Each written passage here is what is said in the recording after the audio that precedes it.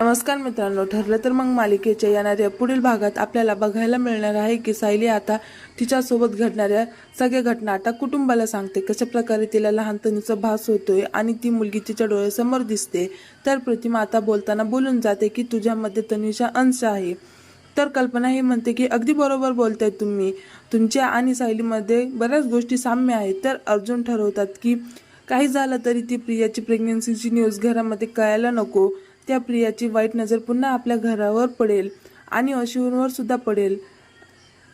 पण तरी ती सुद्धा प्रिया आहे. ती जेलमधून बाहेर येण्यासाठी काही ना काही उद्योग करतच असते आणि तिला काही करून प्रेग्नन्सीची न्यूज सुभेदार कुटुंबापर्यंत पोहोचायची आहे.